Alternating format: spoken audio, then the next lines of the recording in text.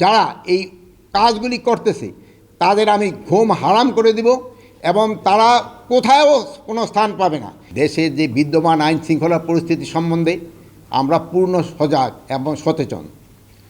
আপনারা জানেন যে আওয়ামী দোসররা তারা দেশকে অস্থিতিশীল করার জন্য সব ধরনের চেষ্টা করতেছে।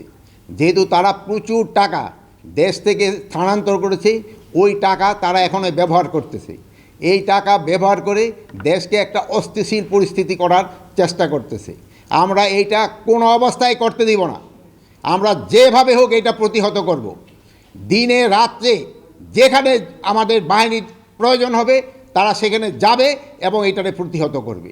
আপনারা জানেন, আমি আপনাদের সামনে দ্ব্যর্থহীনভাবে বলতে চাচ্ছি, আমি এই আওয়ামী যারা এই কাজগুলি করতেছে তাদের আমি ঘুম হারাম করে দিব এবং তারা কোথাও কোনো স্থান পাবে না।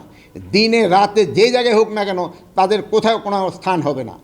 আর একটা আমি আপনাদের কাছে দ্ব্যর্থহীনভাবে বলতেছি যে আমার বাহিনীকে আমি ইনস্ট্রাকশন দিয়েছি, তারা তাদের টহল কার্যক্রম আরও বৃদ্ধি করবে।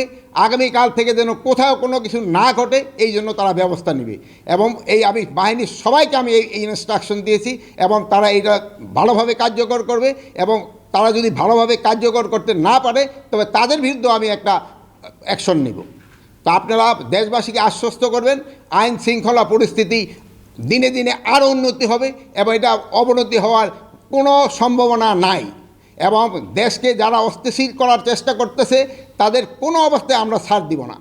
এই আওয়ামী দোসরদের আমরা কোনো অবস্থায় ছাড় দিব না। তাদের কাছে প্রচুর টাকা আছে, এই টাকা তারা বিভিন্ন জনের মধ্যে বিভিন্নভাবে ছড়াচ্ছে এবং দেশে একটা অস্থিতিশীল পরিস্থিতি চেষ্টা করতেছে, কিন্তু তারা কোনো অবস্থায় সাকসেস হবে না। এবং আমরা যেভাবে হোক আইন শৃঙ্খলা পরিস্থিতি দিনে দিনে উন্নতি করতে থাকবো। এবং এই যে ডেভিল হান্টের মাধ্যমে আমাদের কার্যক্রম অব্যাহত থাকবে এবং এই সন্ত্রাসীরা কোথাও কোনো জায়গায় ঘুমাতে যেন না পারে বা বসতে যেন না পারে, দাঁড়াতে যেন না পারে, এই ব্যবস্থা আমরা করব।